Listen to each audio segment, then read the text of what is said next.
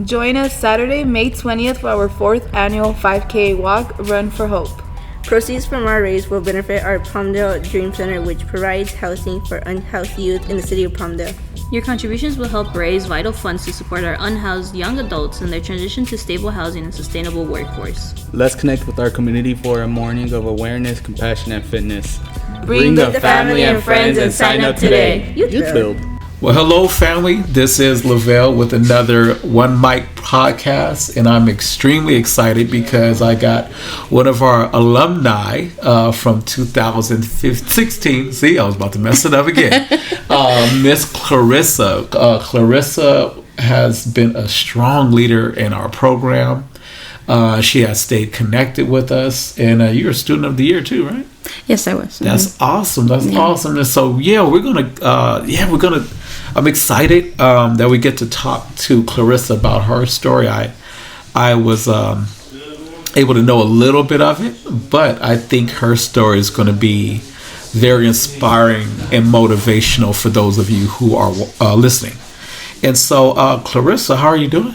I'm good. Kids? Good. I have 3 now. When 3? I was at Youth Build, I had 2. That's right. Yeah, I just had my daughter in January 2022. So That's awesome. I have a 1-year-old. 1-year-old. That's so now I have a 9-year-old, a 7-year-old, and a 1-year-old. And 1-year-old, right? Yeah. Okay, and so that's the thing about social media, because I was able to see the baby's pictures and stuff like that. What's her name? Athena. Oh, that's beautiful. That's beautiful. That's beautiful. My love for Greek mythology.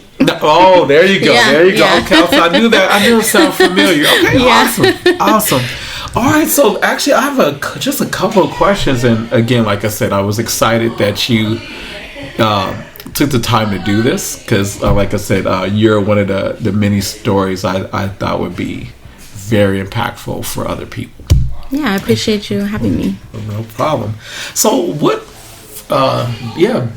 back in a couple of campuses ago, what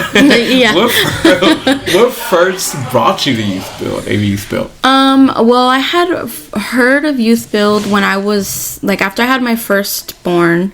I wanted to get back to getting my diploma, just because, not only was it good for myself, but, I wanted to give my daughter something I didn't have growing up. Both my parents didn't graduate, and I wanted her to have 2 parents who did graduate. So when I was looking for programs, I had originally looked at Antelope Valley Adult School, and then someone there referred me here. Okay. Yeah, so then when I heard about that, I had actually had a family friend who was attending at that time too, and then she kind of told me a little bit more about the program. And then I had originally started in 2014, but I moved for a short period out of state. Right. And then I came back, and then I came back to Youth Build. Right. I remember that. And actually, I remember doing, I don't know if I did your first interview or second. I think it was the second one. The second one. But I remember, I don't know, just something about you stood out. But then later on, I'm like, okay, that's what stood out, but the leadership aspect. Yeah. Right. So what was your, maybe first impressions? Because I know Youth Build is not like a typical school. What are some of the differences that... I think some of the differences I seen were that it was very disciplined, coming in and knowing that you're being held accountable. Got it. And then there's somebody there keeping in contact with you to hold you accountable. Right. Because you don't really have that. If I were to have gone to Antelope Valley Adult School, would I have had a counselor there? Hey, how are you? What's going on with you? Is there anything that we can support you with? I think that first impression of having that support straight off the back really made me feel okay, well, this is I can see myself accomplishing what I came here to accomplish. Got it. So first impressions were just so great because I had that support straight from the All right, awesome. So so you're coming into this program, you find out about us, you're setting that example for your daughter at the time, the one daughter at the time. Yeah, it was one at the time. So what Well, I know, but I know the road between you walking in the door and graduating wasn't all that smooth. No. So, Yeah. what were some like the challenges or the hurdles that you had to overcome?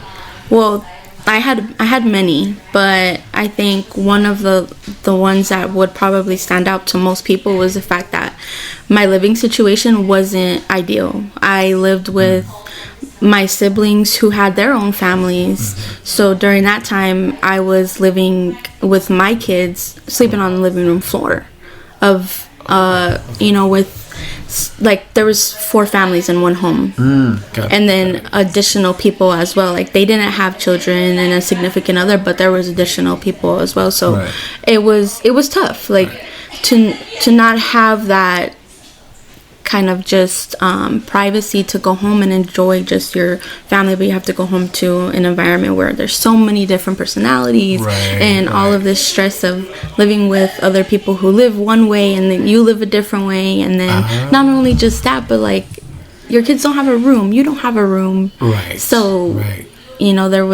had to make do with what I had, and not many people would be like, wow, like this person has kids and living this situation and is still showing up. It's still coming and they're still doing what they came to do. To come and get their diploma ultimately, but and along that lines, of course, there was other things that I gained as well. Yeah, that was my biggest challenge. I mean, there was other small challenges. Having kids alone and trying to get your high school diploma is a challenge within itself. But like also like trying to build a family, hold a relationship, heal yourself from whatever like childhood traumas you're trying to like grow from. There's so many things, that somebody's going through, but I think the biggest challenge is not having that stability, that home where you go home and you have that space of your own. And so that was definitely like one of the biggest challenges. And thankfully through Youth Build I'm able to have a home now, and I've had a home for the past 6 years, stable environment for my kids to grow and for me to grow, and sooner or later I won't be in this home that I'm in now because I have grown from it. But to be given that opportunity to have that stability has opened gates for so much more. So that's awesome. So I have a few questions. I'm trying to like I'm kind of doing like the Wheel of Fortune wheel in my head. So, okay, where do I start? But it's okay, there we go. So you mentioned two things I'm gonna ask you. So what, as far as in that part, I didn't really realize. I mean, I knew it was stuff, but I didn't realize the details, right? What kept you pushing, like, even when you had to deal with that for a while? Well, my kids, right? When I came back the second time to Youth Build, I had 2 kids. So I had my son now. So now I had not just 1 kid to think about, but I had 2. And then also just remembering, like, why?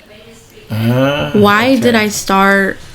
Why did I want to do this? Why am I doing this? Because ultimately there has to be a why, right? Like, why do you want your diploma? What are you gonna gain from that, right? Because you can have kids, you can have a family and not have a diploma and be fine. Right. But it was important to me. It was important. It was something that education had always been important to me, but I lost it along the way because of other factors.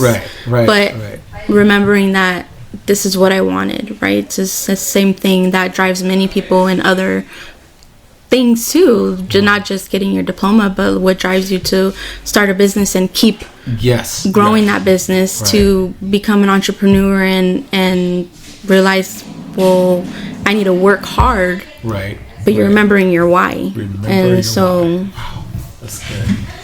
Wow, that's good. I'm gonna note that. And it's so funny because every time I hear, and you could probably, there you go, you probably see it on my counter, find your why, right? Every time I think about that, I think about one of my brothers and staff, one of your teachers, Mr. K, Mr. Matt Kelly. He used to always talk about remember your why. And I can still, a lot of times, I still hear him say it in the back of my head. Yeah. That's awesome. And what the other question I want to go back to, you're talking about, you know, you have stability now. Tell me about that whole, give the audience kind of like a clue how you end up in your house and how, because it's a very unique thing. Yeah. Tell us about that. Yeah, so, well, during the program, while I was here at Youth Build, I actually worked on that duplex. Like, I helped build it from the ground up, right? It was literally like underground, if you want to be specific. Underground, because, you know, we started with the rebar. We started from scratch. Like, so I actually helped build that building, duplex. So, and then obviously once it was ready, I was like, well, hey, like, how can I put an application in? Thankfully that it worked out, right? That's so crazy. I mean, I guess you can say things happen because how does the saying go? Everything happens for a reason. I feel like I was meant to be here, and I got the stability that I was lacking before, and it even gave me an even greater reason to keep going. Now I can go home and go pick up my kids from school and go home, and stability. Stability. Wow. Yeah. That's awesome. Well, and for the people who don't know, part of the program is learning construction, and you were at a time where we had the Department of Labor grant, where you guys basically did your classes, did construction, and just kind of like alternated through the week. And it was so awesome is that you were able to graduate, earn your certifications and stuff in construction, actually like build a duplex from the ground up in Palmdale. Yeah. And did very well in your classes and was student of the year. Yeah. While at the time the housing wasn't it wasn't the ideal situation. Yeah. That just shows me how much strength you have. I use this example, and you're one of those people I think about. The helium balloon, right? You have that helium balloon, and no matter how much you try to hold it down, it's still something in it keeps rising up. Yeah. No matter, I remember when I was a little kid, I would just try to put all my arms on it, hug it, but it still wouldn't stop. It's something in it keeps them moving, and you're one of those people that, like I said, you're a natural born leader, because no matter what, you're constantly rising, right? And that's beautiful. So did you ever imagine when you were, and I even remember the day we broke ground on it. That was so awesome. Did you ever picture yourself in that house before, as you were building it, or did it kind of happen afterwards? No, I didn't.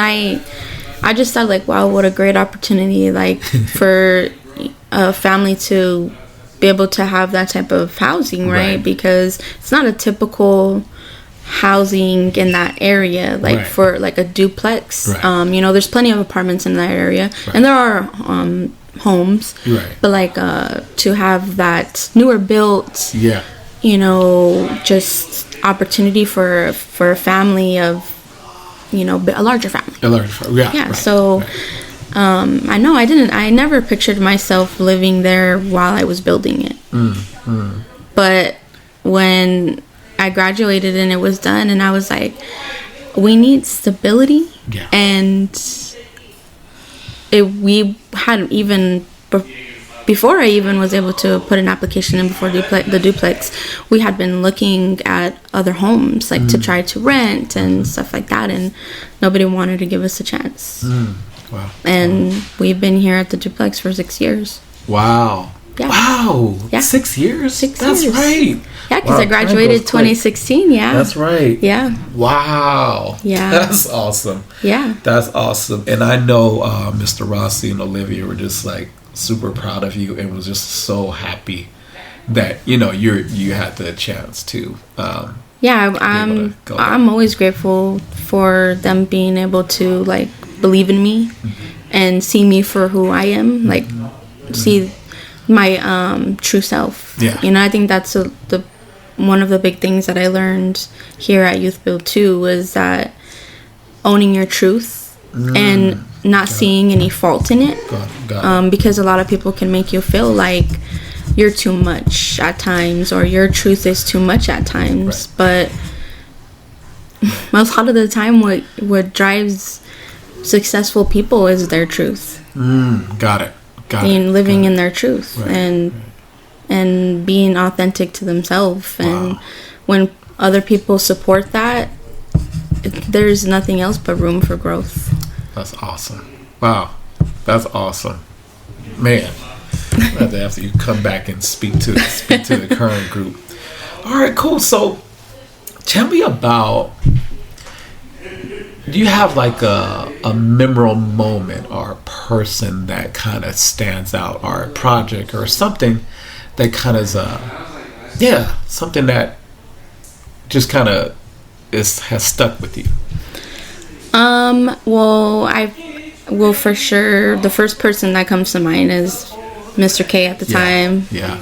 Matt Killian. He was one of the other people who really believed in me. He seen me for like all of my greatness, right? Like when we can accept that we are great, like we have a lot to offer, and it not sound bad, right? You know, because a lot of time, like, people are like, oh, well, how can this person be like, oh, they're so great, but like, I know I'm great, I know I have a lot to offer, and that's, I've always wanted to help other people. And so when I had Mr. K as my teacher, he was always very supportive, and he was always we had long talks about lots of things, especially like social justice issues that we both seen like is really important. And I think just that having that person to have these like very knowledgeable conversations with stick with you, right? And you think back to those conversations and you're like, wow, like how much great information somebody else can share with you, and their knowledge that they can share with you on issues that you can continue to grow your knowledge on. Like, so he definitely was somebody who was very memorable for me, and I'll always be grateful for our conversations that we had. And as well as Miss Miko, Mr. Miko, she's an amazing woman. I still keep in contact with her. Yeah, she is. She's very supportive. She actually used to hold classes on Fridays at the Dream Center, and it was great to sit around with other people and talk about things that we've been through, and can be supportive to one another too. And so she's just another person who really, like, you know, and of course you were always there. You were always very supportive, and you were always, hey, you good? You know, having that person to check on you, it means a lot, you know, especially when you're going through a lot, and then not a lot of people know what you're going through, right? Because you don't know what people are holding in, what they're going through at the time. So they say, you know, be kind, because you never know what that person is struggling with. Wow, that's true. Yeah. Wow, that is so true. And it's so cool. And then as you were talking about, you know, Mr. K and Miss Miko, it just kind of just shows how we are all meant to connect to each other. You know what I mean? It's like, let's say no man is an island. And so how you do, because it's funny how you address that, because earlier I was going to ask you about your support system during that time, but it kind of came out organically, authentically, because you're being your authentic self. But that is so cool, because in those two, among others, but they've definitely like they serve with so much heart. They put their self, and I'm sure they're still doing it, although we don't get to see them all the time. But it was like when people actually, when it comes from the heart, it makes such a difference. It does. It makes such a difference. It does. That's awesome. Yeah. And then actually, I got maybe two more questions. Like, the questions just keep adding up, right? Yeah. You start off with a couple, and then I come up with more. Of course. But so, Well, actually, I'm gonna put these two in one. So after Youth Build, what did you start doing? Well, actually, so towards the end of, right before graduation, I enrolled at ABC for classes. So I started taking night classes there while I was still graduating from here. Right. So I stayed at ABC for 3 years, and I transferred to ASU, so Arizona State University. I'm doing their online program for psychology, and I'm 20 credits away from finishing my bachelor's in science. Oh my God. Yeah. So it's been a long road, but it usually is with kids. You know, sometimes you can't take as many classes as you like. Right. Things happen. Life happens. But I continue to, I want to continue it. I want to keep going. My goal is to get my doctorates, and so that will be in leadership. I want to get my doctorates in leadership. I want to help others see their greatness. Wow. So that's what happened after Youth Build, and more. I'm also a co-owner of a painting company. Me and my husband, we started a painting company this past year. That's awesome. So yeah, we're excited about that. It's been slow growth, and it's still growing, and it's an amazing feeling. Which brings me back to the point where I said, it's my time to grow from this home that I was given as a chance from Youth Build. You know, because now it's time to give that opportunity to someone else to grow, right? Soon. So that's with the growth of starting a business and continuing my education. Like, that's really, it's been up since Youth Build. I feel like Youth Build laid down a foundation for me. They laid down a foundation for me to stick all types of stakes in, to be able to keep growing and building from that foundation. Wow, that's awesome. And I'm so proud of you. So not only you're a business owner with your husband, and shout out to him, awesome man, love that guy. Yeah, he is amazing. And then, man, and you're almost done with your bachelor's, and then you're going further. I'm so proud of you. Thank you. What are, and you're talking about, the stakes and the foundation. What are some things that you got from Youth Build, like maybe a couple things that like helped you like get to the point where you're owning a business? What are some like maybe lessons that you're able to apply to college and your business and stuff now? I would definitely say people skills. I learned great people skills, communicating with others. I feel like that's a big key when you're not only have a business, but when you're in school too, right? Because you get put in group projects, or you have to communicate with your professor. Right. And I think having people skills is a universal skill, right? Yeah. You need that in all aspects of life, because it's important. It's important to be able to communicate with other people, and not just communicate with other people, but know how that person needs to be communicated with. Right. It's not so much about you communicating with them, but like, how does that person communicate? And how can I show up for them and communicate with them in the way that they need? So I think I definitely learned people skills and accountability. Right, because the program is project based, right? It's you got to hold yourself accountable to do what you need to do to get your projects done, to get what needs to get done, so you can get to graduation. So definitely accountability and people skills, of course leadership, right? Having that just ability to like talk to other people and stand tall and say things with meaning. Woo, that's so good. That is so good. Wow. Oh wow. This has been a fantastic time, and I know those who are listening, I'm sure this kind of helped wake up somebody, right? And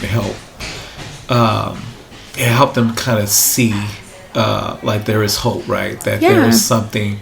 I think it's important for those that are listening to remember that pursuing your education is never the wrong idea, because if there's one thing in life that somebody can't take from you is your education. That's something they can't take. That they can't take knowledge from you. Right. You can keep growing that knowledge, but that can never be taken from you. Wow. And to remember that, and to remember your why. Remember, why do I want this? Why do I need this? Right. Why did I start? Wow.